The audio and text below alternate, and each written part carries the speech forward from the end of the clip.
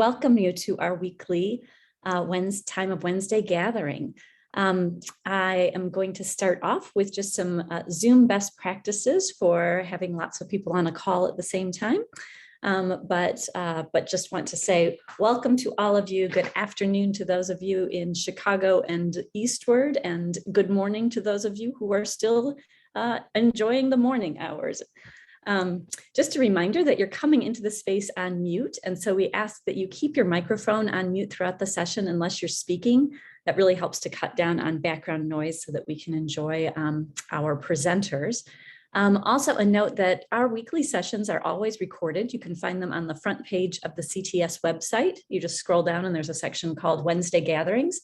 So they're all taped. So just a note to you all that the session is being taped, and you can share it with friends afterwards, or if you want to go back and watch again, you are welcome to. I also encourage you to open up the chat feature of Zoom if you haven't already. I'm so sorry. Open up the chat feature on your Zoom if you're able to. There's a little speech bubble in the bottom of your screen. And a chat window opens up the side. That allows you to make comments in real time to speakers. If you have a thought as someone speaking that you want addressed as they move forward, you can do that. You can also use the chat to say hi to individual friends that you might see on here that you may not have seen in a while. So we begin each week with words of gathering. And today I am pleased to welcome our interim president, Dr. Marsha Foster Boyd, to offer some words to bring us into this space together. So Dr. Boyd, I'll now turn to you. Good morning, and thank you so much, Lisa. It's a pleasure to be with you this morning, and I understand that part of my responsibility is to just share a little bit about my own spiritual journey. And I can say that I've been in several Christian denominations, finally winding up with 40 years of ministerial experience and ordination through the African Methodist Episcopal Church, and now exploring an indigenous Afro-Brazilian religion called Candomblé. So I've done the spectrum of Christianity, and I'm just exploring now other avenues of faith and practice. But today, for our prayer time, I would just like to invite us to a wonderful resource, Liturgies from Below by Claudio Carvalles. And I just love this book because it represents those who are outside of all boundaries, those who are trying to get inside, those who are living on the margins. And this prayer is for those who are immigrating or migrating. If you would, pray with me. A place for everyone. Heavenly Father and Mother, we pray for the immigrant families, those who have built their lives outside of their homeland, those who had to run from their cities, leave their homes and their environments because of death threats, dangers, natural disasters, or for better economic opportunities because they could not see another possibility, because they had no other possibility.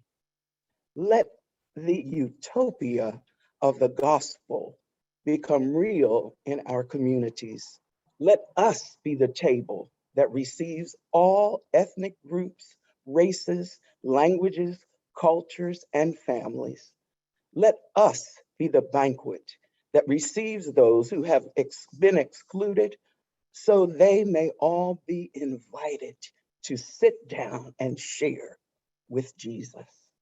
Let us be the place of protection, the place of peace, of food, of fostering, of family, cities of refuge and care, a place without borders, without stigmas, without xenophobia, without homophobia, without racism, without machismo, a place for everyone. Amen. Amen. Thank you, Marsha, for those words that inspire us with what we are called to try to create together and who we are called to be together. So I appreciate those images. Let us be the banquet. Amen. Amen. Friends, I am very excited today. We are welcoming two wonderful guests. In today's conversation, we have the privilege to hear from two CTS alums who have both served as chaplains in military settings. They'll be reflecting on their own experiences and also sharing in conversation with one another. Reverend Dr. Lilton J. Marks is a 1984 graduate of CTS. He served as the senior chaplain in Iraq, responsible for coordinating and providing ministry to the multinational forces, military and civilians, and is a combat wounded veteran, having served in 2 combat zones. He is also an ordained minister in the United Church of Christ and has also served in civilian parish ministry. Reverend Dr. Marks will be joined in conversation with our own Dr. Zachary Moon, who is also a CTS alum from 2010. Dr. Moon has served as a chaplain in multiple contexts and specializes in working with military veterans and their families, training faith communities in post-deployment reentry and reintegration, and providing pastoral care to military families. Dr. Moon, as you know, also serves on the faculty here at CTS, teaching in areas including chaplaincy studies, trauma-informed care, and moral injury. So friends, as we all recognize Veterans Day tomorrow, I want to welcome and recognize these 2 veterans today. Reverend Dr. Marks and Dr. Moon, I turn it to you.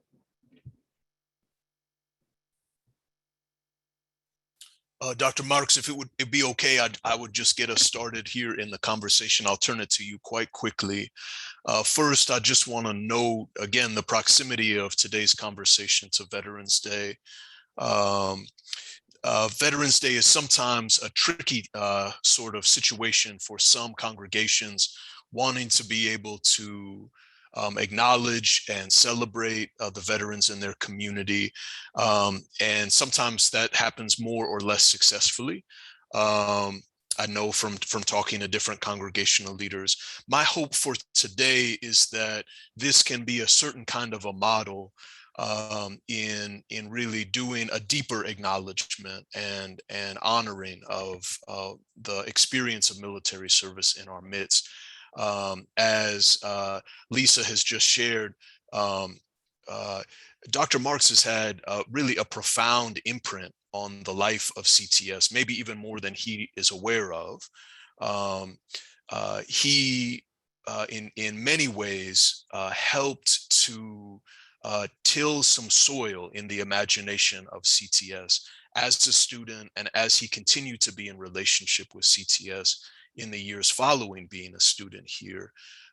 He was very helpful. I know because I've heard from faculty colleagues and other members of our community who knew Lilton over the years and how important those conversations were in helping them to deepen their own understanding about the relationship of ministry and military service. And so I want to just begin with a point of privilege to just say how grateful I am that we can be here in conversation with Lilton today. Quite frankly, I don't know if CTS would have hired me 6 years ago if it wasn't for Lilton. So I should probably be sending him a commission every time CTS sends me a paycheck, because I think there are folks within the CTS community who think of military service and think of their own commitments around perhaps anti-war politics and activism, their deep commitments around peace and justice, and see some kind of conflict emerging when they think about military service. I was able to have conversations at CTS in my interview process that I think would not have been possible without previous conversations with Lilton Marks over these years. So I know there's just been some good nurturance of the ecology for this conversation that we're having today has actually taken place over years and decades for CTS as well. So all of that is my spirit of celebration and gratitude for our opportunity to welcome Lilton here to our midst. We are really, really grateful for not only your work in the world, Lilton, but also the deep impact you've had on our CTS community. And I would like to just turn it over to you, maybe to begin to share a little bit about your journey and your perspective when it comes to your own military service and ministry as a military chaplain. I think we would really benefit from hearing of your experience. Well, thank you, Dr. Moon. You don't mind, I'll call you Zach. You may, of course, sir, of course. Okay. And greetings to all the students, the faculty, and the staff of CTS, and also the alums that may be listening, and my family and my friends that are listening. As you've heard, that I've been around for a while, and have served a total of 42 years in the military. That's counting my active and inactive reserves and active duty. First came in as a young guy right out of high school. Matter of fact, March the 10th, 1965, I joined the local National Guard units. And to move forward, I ended up after being in the Guards, I came on active duty, went to OCS, Officer Candidate School, and then went off to Vietnam in 1969 and served there from September through December, and December, as we would call the North Vietnamese who we were combating against, and the Viet Congs decided I needed to go home, so I got blown up and ended up being medevaced back. During that time, I led a platoon of soldiers in combat. After that, also, as was the combat part, I was in Iraq and have served in Iraq as the command chaplain, being responsible for developing, organizing, and providing for the religious needs of over 400,000 military and civilians in the multinational forces, representing over 16 or more nations. My first part of the military was as an enlisted, and then as an officer, and then I got out, and then I went to school because I did not have a college education at the time during that first part. And then I went to CTS, and that was 9 years in the inactive reserves. And then, the year I graduated in 1964, I finally made a decision after not wanting to go back into the Army, because I started being called by the National Church. They were in New York at the time. And then, so I chose to go back in as a chaplain and did 23 years as a chaplain in service. Pastored and ministered in several venues, and enjoyed that.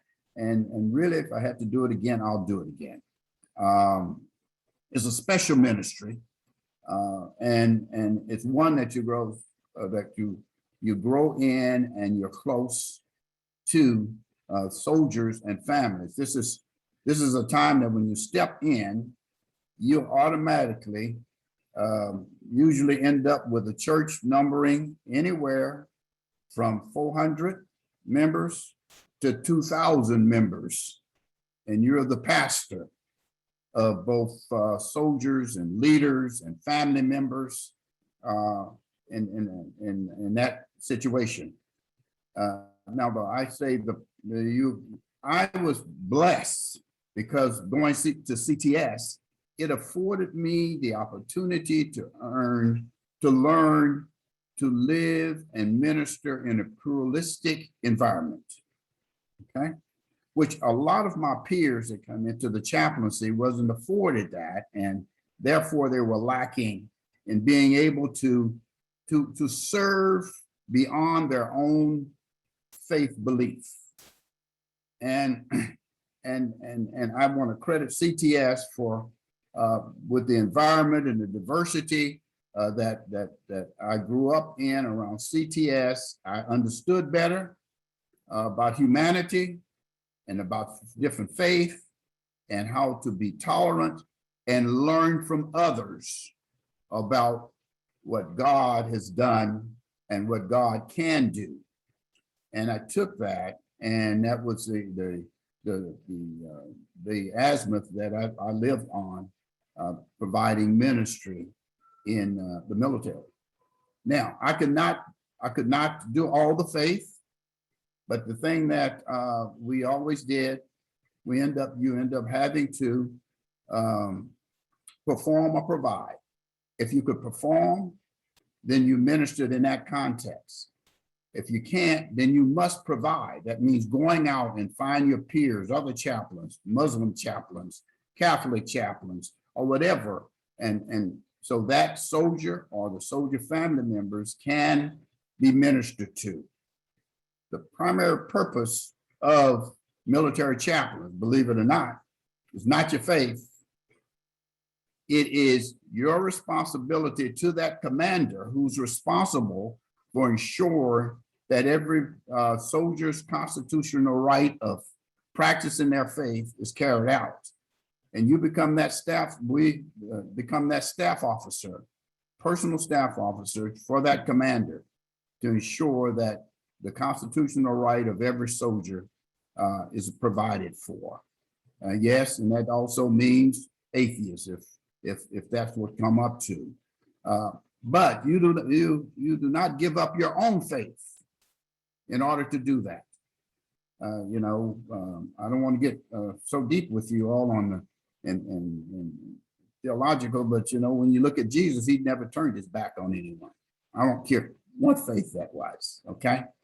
So anyway, I went from just what we call a battalion. That's the first church you get, and finally ended up on general staff officer staff, on the general officer staff, as a director, and providing for developing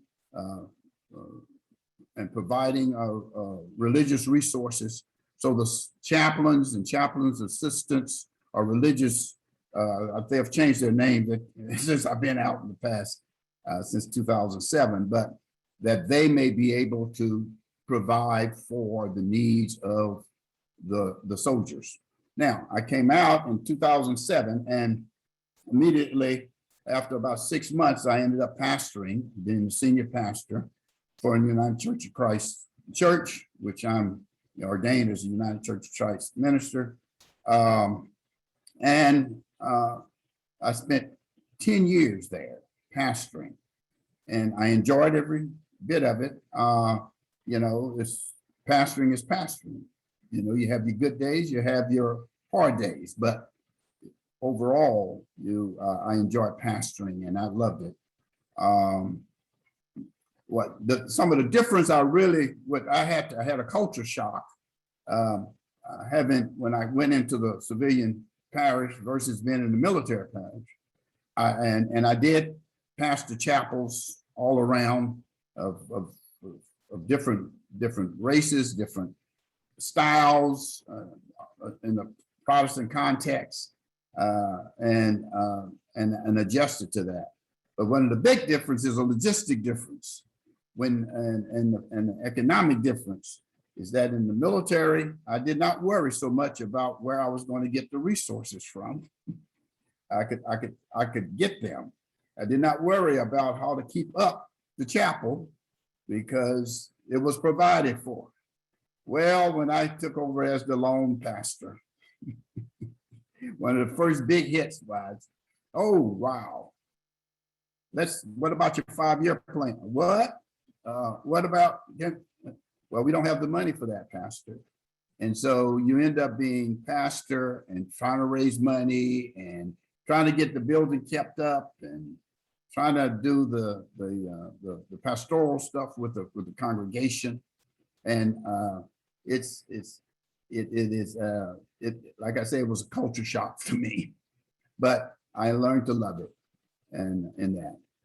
So I don't know what else. I think unless, I know we got question and answer afterwards, I probably can better answer questions than I can to try to figure out what else to say. All right, Lilton, I'll say a couple of things here, but yes, I also would encourage folks who may have questions, maybe generally about military chaplaincy or specifically about the experience of doing this. I want to lend a little bit of a historical lens to help kind of further our understanding about what Lilton has just shared here in terms of when he was serving as a military chaplain. Marks a pretty important kind of historical shift in what's going on with military chaplaincy in the 80s, 90s, and into the 2000s, which is with the Vietnam War and particularly the images coming home, people seeing on their television sets, gathered there with their family in the living room. There was a way that really, historically speaking, it was the first time that Americans really saw the graphic horrors of war making abroad. And with that came a certain kind of reaction for a number of mainline and particularly the kinds of denominations that maybe a CTS would be more aligned with in terms of its values and commitments. So not only the UCC, but Disciples of Christ, PCUSA, the United Methodist Church. During Vietnam, those denominations were sending some of their wonderful ministers to do this chaplaincy work. However, in the years and decades that followed the Vietnam War, fewer and fewer of those kinds of denominations were sending their chaplains to do military chaplaincy, in part because I think there was this kind of growing consciousness around, again, the really graphic horrors of what war making could involve. And there was a reaction that said, well, we don't want to send our pastors to go be chaplains in that kind of space. And they heard stories about chaplains doing things, and they couldn't co-sign those kinds of choices. And so there was really a kind of withdrawal of many chaplains. So when you hear Lilton talk about his experience during those years, I want you all to understand that there weren't a whole lot of Lilton Markses running around in the chaplain corps at that time, but increasingly, and this was very noticeable by the time that I commissioned in 2011, into the military chaplain corps, is that during those decades, that also coincided with the historical phase, the rise of a certain kind of evangelical Christianity, really spearheaded by Jerry Falwell and others that you all may be familiar with, who basically were inspiring a whole generation of folks to really get into the kinds of spaces and places where they could evangelize this particular kind of idea of faith and corresponding values to that. And military chaplaincy was one of the places that was targeted pretty early on to try to get as many chaplains like that into the chaplain corps. So at this time where some good UCC folks like Lilton were maybe less likely to be joining the military, folks with that kind of religious right, kind of historical movement that was happening during those years were filling those positions. So as of today, a pretty overwhelming majority of military chaplains are not like Lilton or like myself.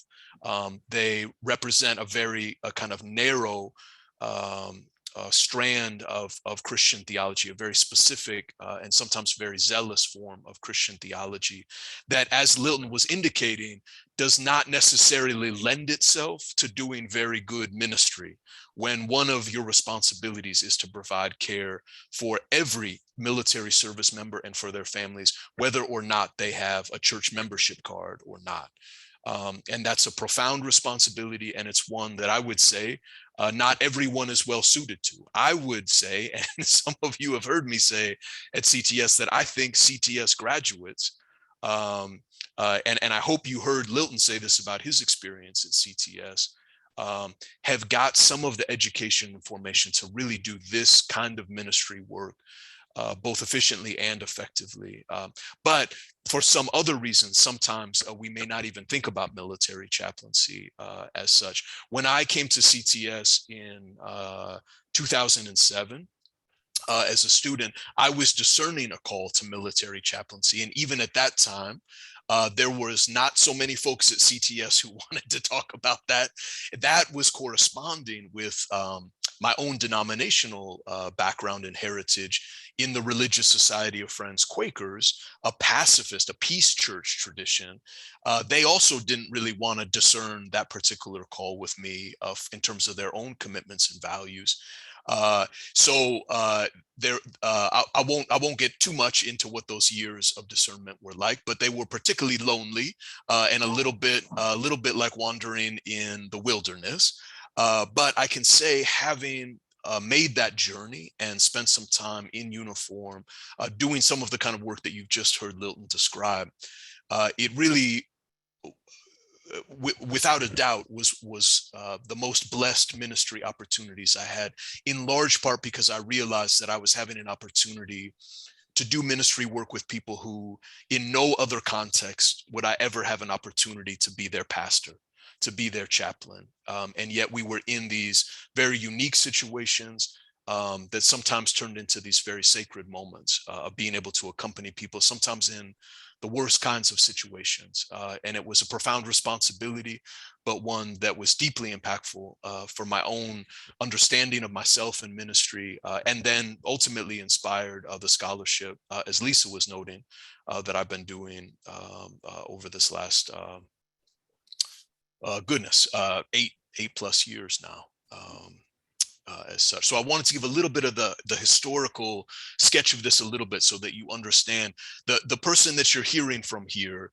There's not a whole lot of these folks in the chaplain corps. And again, the uniqueness of that, I think, is both important and inspiring for us to realize that for people who are serving in the military, the need to have folks like Lilton and other CTS grads is a pretty profound one. I would say even more profound now after the repealing of Don't Ask, Don't Tell, to be able to have chaplains who actually understand the belovedness of gay and lesbian and transgender and queer service members, to be able to serve openly in that space. Let me catch up here on the chat a little bit. Yes, the question about commanding officers and chaplains. Lilton, do you want us to speak to that question? Do you see that there in the chat box? They're talking about when a soldier may be killed in action or otherwise be killed, kind of how that process works. Yes, on that writing as far as the family members. Yes, okay. It is the responsibility of that commander to write that letter and to contact that family. And the chaplain supports that effort from following up after the commander have made his contact or her contact, and ministering even at a distance to that family. So the initial contact goes through that commander, and then the chaplain follows up.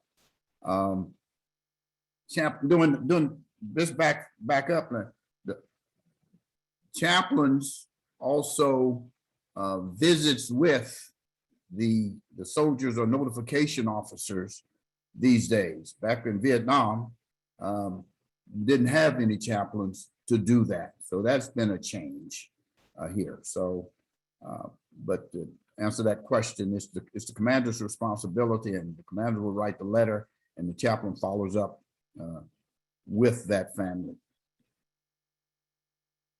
Let me say something quickly, and you can check out and see what's in the chat.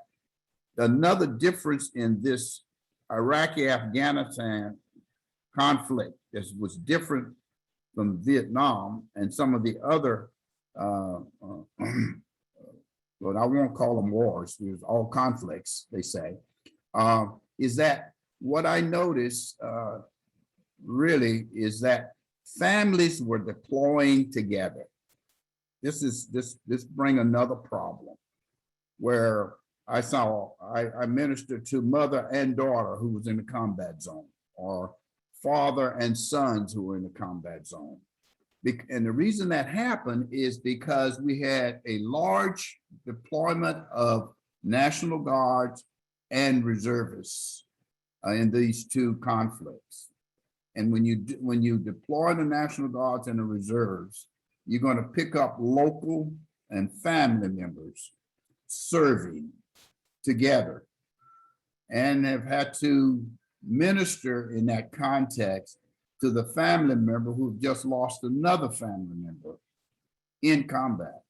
It gets to be, it's definitely a difference than when I went to Vietnam. That's other part is, which was a hard, or even harder to take, even with me, is that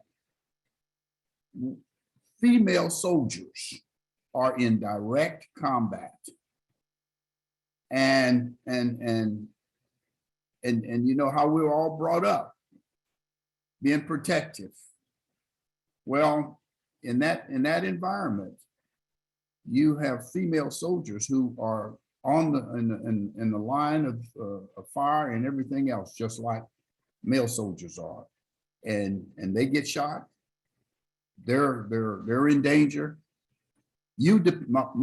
I had in Iraq, I had 4 different soldiers who were my assistants, chaplain assistants, and the chaplains do not carry a weapon, even though some of them do and they shouldn't. And when they found out about it, they're in big trouble. And they protected me. They were my, lack of another description, bodyguards. And I want to tell you, I appreciate that and trusted them even better than I did some of my male assistants on that, okay? So they're right out there. So that's the other dynamic. In Vietnam, we wouldn't find a female out that far, okay? There's the other, Zachary. Yes, it looked like somebody had their hand raised, but I'm not sure if that person is still trying to get a question asked or not. So let me ask. Sherry Thomas, were you trying to ask a question early? Yeah, it was a little too long to put in the chat. I just want to say thank you, Mr. Marks, for your testimony and all of your accomplishments. I'm a veteran as well in the Navy, and I'm going that military chaplain route right now in acquiring my MDiv.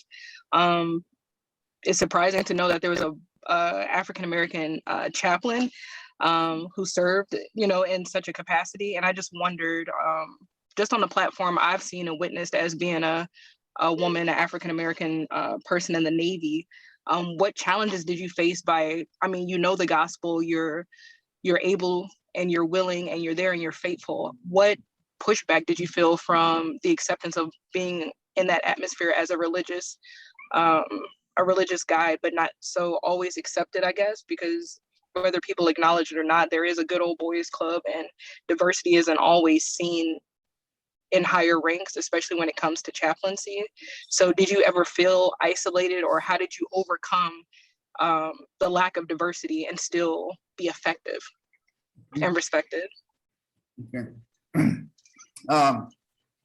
Over the years, things have changed, but yes, for some, I felt that there was that stigma, but the majority of, especially in Iraq, the ones that I ran into, and a lot of folks, the leaders, I would say they find religion pretty fast. They may not defined it that way, but I was very respected, and my chaplains that I served with were respected and accepted, and the commanders and the soldiers, they fall on you because, see, you're right out. Well, I'm talking Army now. I'm not talking Navy. So you're not on the ship. You're out there, and you're with them. You're in the middle of the danger right there with them, and they appreciate that. They want you to be a chaplain. They don't want you to be a soldier, a combat soldier. Okay. I hope that answered your question. Yes, thank you. There was one about Islamic phobia. You get that. But again, in a combat zone, and these days there's no front line. You know, everything is wherever you are. You can get hurt and bombed and the rest, any place. Soldiers, sailors, Marines, service people become, I won't say blind to the facts, but they're more tolerant among themselves. Soldiers, the soldiers and even the commanders, well, I have more problem with commanders than I did with the soldiers on the ground as far as that. But they are more tolerant and even more respectful of different faiths, okay, in that environment. Again, I just want to remind you, I'm talking where the Marines and the Army hangs out, not where the Navy and the Air Force hang out. So, okay. Yeah, I would just add to that, having served with Marines who were in and out of that part of the world during these conflicts. Again, by and large, you're talking about very young people. You're talking about folks 18, 19, 20 years old, struggling to make sense of their experience and what they're having. I sometimes, it dawned on me at one point of what I was doing when I was 19 and 20 years old. I was also abroad, but I was a student and I was an exchange student, okay? And this was my first time really being overseas.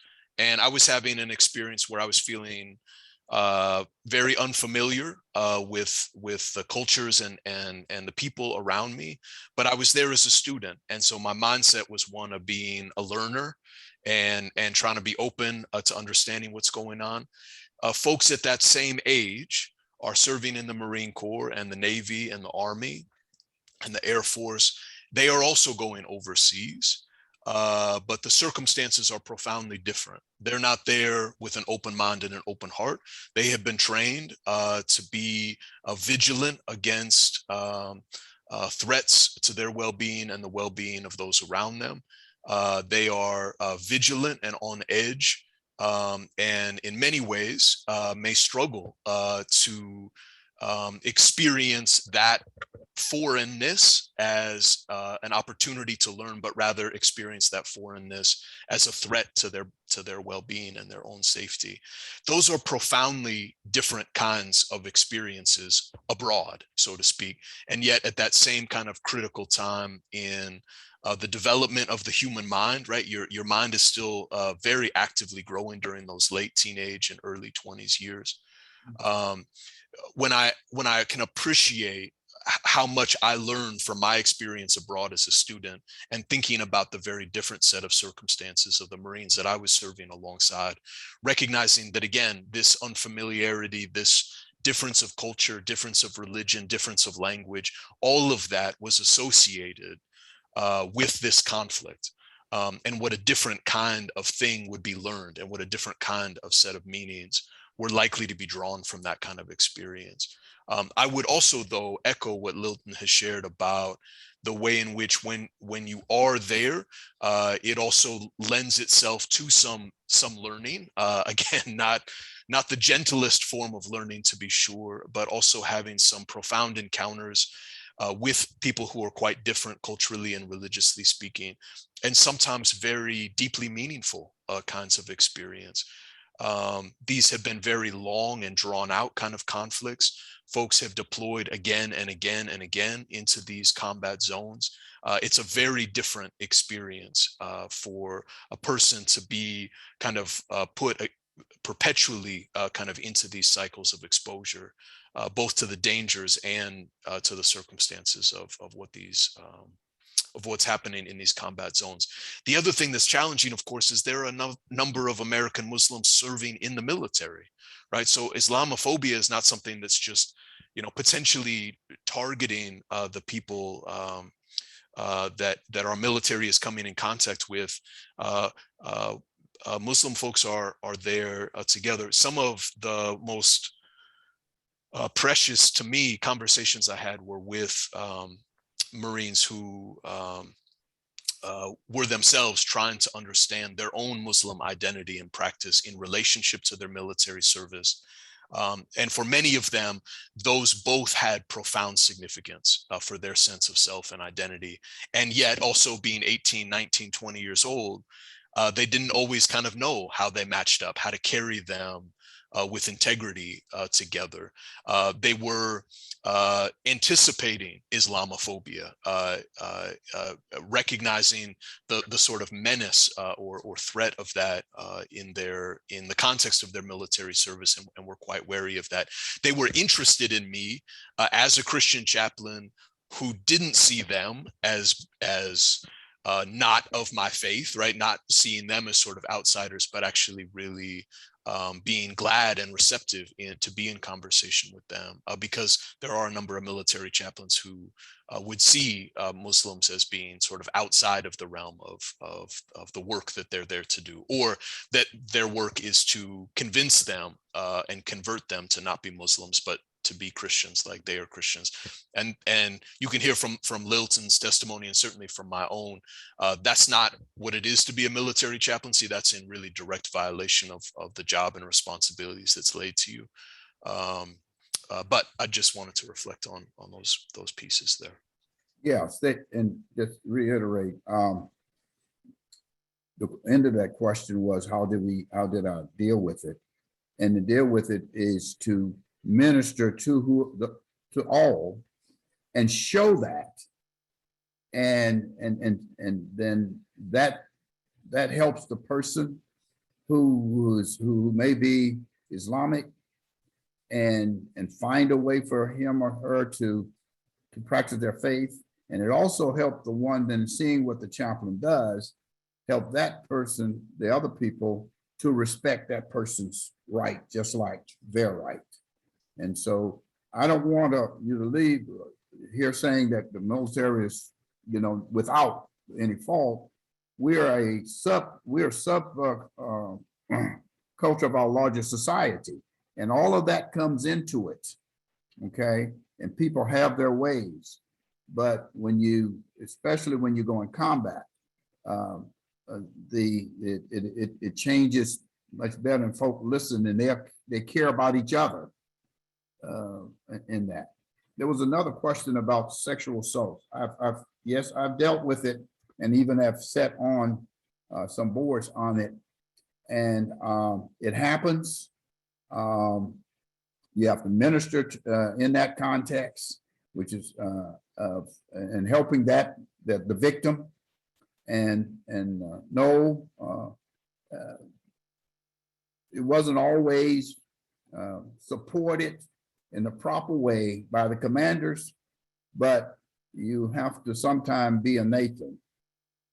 And that's where you get into the conflict, because you're serving that commander, but you may get a commander that does not want to hear from Nathan. And so you end up having to be a Nathan in that situation. Yeah, one of the important features of military chaplaincy is a particular responsibility entrusted to the chaplain to be an advisor to the commanding officer. And that is not a simple thing to do. The chaplain carries an officer rank, but is not likely to be carrying the same rank as the commanding officer. You're almost always a junior officer to the person that you're serving. That commanding officer is also going to sign your paperwork to see if you're going to get promoted or not. So there's some challenge there, because particularly as of today, our military is driven by professionalism and not a draft. And we could spend the rest of today talking about how that impacts the space for moral dissent and ethical voice within military life, but we won't go too far into the weeds on that. But what Lilton is describing here is both a very real tension and something that is uniquely entrusted to the chaplain to be that moral voice at those times where they are most crucial. And while it is a responsibility that is sometimes a missed opportunity, it's very clearly described in terms of what's entrusted to you there, that the chaplain is by design set apart from the hierarchy of military order so that they can be that advisor, be that comfort, be that provider up and down the chain of command, and in some ways kind of deviate from rank structure when necessary to really be present with the situation that's happening there. But the role of advocacy that we talk about when we meet with a survivor of sexual assault is one of the most challenging and also most critical in terms of the responsibilities for military chaplains. There are particular responsibilities that are a part of that that need to be carried out, not only from a pastoral care perspective, but also in terms of the kinds of processes and procedures that take place from that time. Sexual assault within the context of the military also has some contextual particularity to it that would be different than in many civilian contexts. From my observation and experience working with survivors in that context, the experience often felt much more like incest-based sexual violence than it did like just a kind of random sexual assault would be, because of the kind of cultural emphasis around family and partnership and unit cohesion was so deeply involved in the life of the military unit that when one member of that unit would assault another member of the unit, it felt as though, you know, this is my brother who's doing this to me in a quite a literal sense, which only complexifies the aftermath of a sexual violence kind of in that context. And of course, we're not only talking about women, we're also talking about men who are assaulted, and the added dimensions of what it is to disclose and try to seek justice in the aftermath of something like that. Brings its own challenges and complications to it, for sure.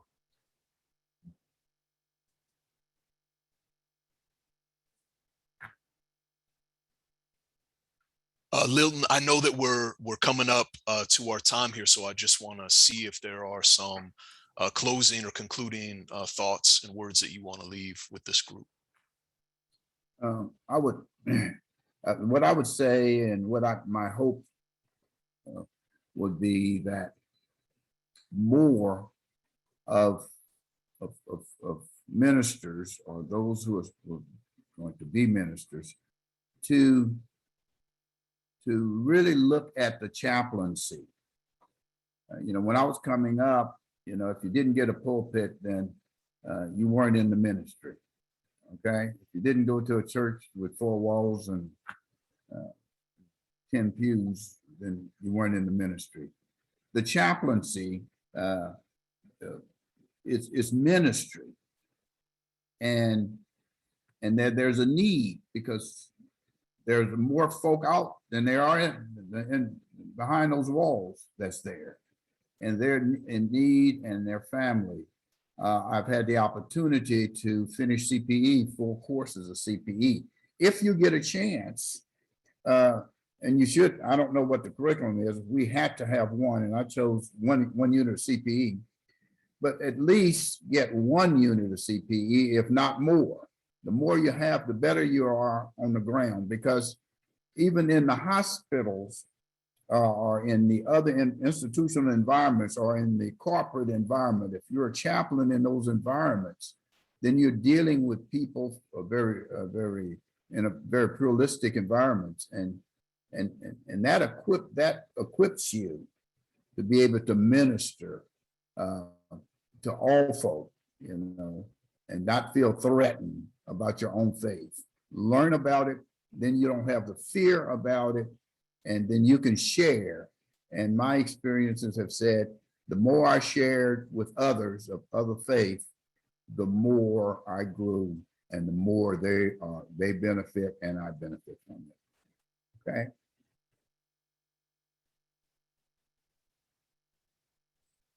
Yeah, again, I just want to say a word of gratitude and deep appreciation for Lilton joining us today, and just, I think, both inspiring and encouraging. Your testimony, the life and ministry that you have been faithful to is really one that I think provides a great deal of encouragement to me, and I know for many others in this call. So I want to appreciate it, and I'm glad that I got the memo about wearing purple today. I would have felt bad if I'd chosen any other color, and then I got on the call here with Lilton, and he went 100 when it came to purple. So I at least got some in there. So I was glad to be able to be included today. Yeah. They had one more question. Just they came up and asked the question about evangelicals. Yeah. Yes, as Dr. Moon has said, they have more of them, and it's not because well, it is kind of now, because they got more evangelical leaders and commanders. Okay, but the need is for more ministers that can cross that line to understand others. And so I want to encourage anyone that's going into the chaplaincy, and the more we get in, the better ministry, and I know I'm biased and everything, will be performed and provided for those in the military and those in the hospital, okay, and those in the other institutions. Chaplaincy of getting the pulpit is not all, well, I won't call you. You may be called to go to pulpit. All right. I'll leave that alone. I'm gonna stop. Let me just also say in response to Ann's question here, the military, when it comes to chaplaincy, just like other jobs in the military, they have stated quotas that they're going to fill for a given cycle. And if the folks who are available to them are graduates of Liberty University, Jerry Falwell's legacy school, and there's no CTS grads there, there's no Vanderbilt grads there, there's no Union grads there, right? There's no PSR and Claremont and ILIF grads there. They're gonna commission those Liberty grads. However, I have heard all the way from the chief of chaplain's office that they recognize that that's a problem, and yet at the same time they also have quotas to fill. So what Lilton is saying is we need more folks like us, committed like us, called like us, to make ourselves available to do this work, and to find our way to that work, because making ourselves available to the work really is a significant step in being able to change the dynamics that you've heard us describe a little bit here today. Lisa, let me turn it back over to you here. Sure. Before I turn to our time of announcements, let me just add my profound thanks to the thanks that I'm seeing in the chat already. I'm grateful for this conversation. Richer understanding of the role of military chaplains, and I appreciated listening to your experiences and your stories. And if I can speak on behalf of CTS, and I think that I can, I just want to note that we are all so grateful for your service and the ways that you have lived out and continue to live out our CTS commitments in your role. It's crucial, as you're saying, and I know we have Lilton. I will just share with you that chaplaincy studies is our most robust area that students. So we have seen a large uptick in the number of students who are coming in interested broadly in chaplaincy studies in a variety of settings. The need for that. So, and all of our MDiv students are required still to do 1 unit of CPE. So I'm on board with that as well. But But truly, to both of you, I just want to honor you for your service and thank you for this wonderful conversation. And friends, I have a couple of quick announcements. Every week we have a small way of supporting our students, and we randomly select a student who gets a $10 Starbucks gift card to help get you through your week and your studies. And this week's student is Kim Deal. So Kim, watch your email for a Starbucks gift card. And I will turn to my friend and colleague, Kim Schultz, who has a very exciting announcement from the Interreligious Institute. Yes, hello. We are very excited that the podcast, Our Seven Neighbors, is now launched. We have our trailer launched. This is season 2 of our podcast, Stories from the Black Spiritual Diaspora. And the episodes are going to start dropping next week. And so we encourage you to listen, to subscribe. We have very few subscribers, so we'd love to have more people subscribe to us. And we are found everywhere that you find your podcasts. So on whatever platform you use. And we are very honored this year that we have Dr. Camila Mukmin-Rashad, who is hosting the Stories from the Black Spiritual Diaspora. And we have some really wonderful and profound and surprising stories and conversations to share from you in our 6 episodes this year. And we're just going to start with, I'm going to play a quick trailer for you so you get a tease of what our podcast is going to be like this year. And so this is just a 2-minute trailer if you want to give a listen.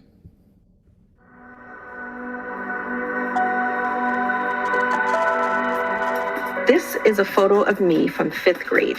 It is 1989, PS 309 in Brooklyn, New York.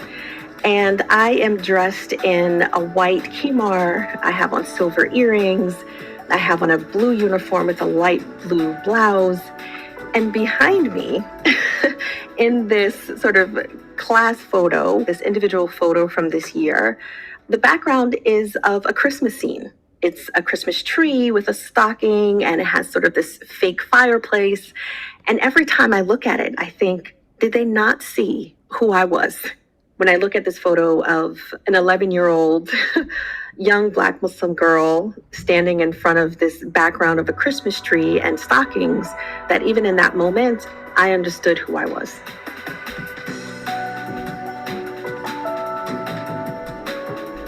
My name is Dr. Camila Mukmin-Rashad, and I am the visiting assistant professor of psychology and Muslim studies at Chicago Theological Seminary. And I'm so thrilled to host the 2nd season of Our Seven Neighbors. This season, we're exploring the Black spiritual diaspora, and we will be sharing rich, dynamic, intersecting, and really beautiful stories from members of the Black community, of people of African descent, and all of the spiritual traditions that meet in the crossroads. We'll also begin to chip away at this really one-dimensional way of thinking about who we are, what we believe, how we seek the divine, how we understand ourselves in the midst of creation. The people we want to introduce you to have so many stories to share about who they were, who they are, and who they are becoming. Poet Lucille Clifton wrote, "Say it clear, and it will be beautiful." And so we invite you along with us on this journey as our guests say it clear and make beautiful their amazing life stories.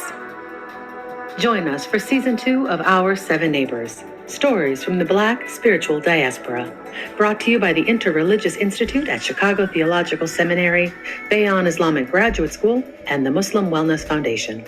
Coming in November, wherever you get your podcasts, and at oursevenneighbors.com.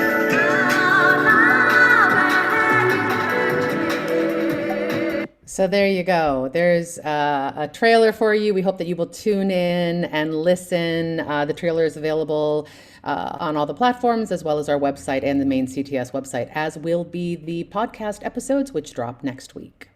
Please share and please listen. That's it.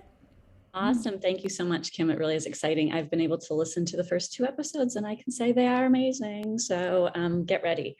Next week, we will again meet at 12 Central on this very link. We will be led in conversation next week by Munir Shaikh, who is VP of Operations and Student Services at Bayan Islamic Graduate School. He'll be in conversation with a panel of Bayan students. It will be fantastic, and you can tune in on the same link that brought you here today. So friends, I say goodbye now. Go in peace, and I will hope to see you next week. Bye, everyone.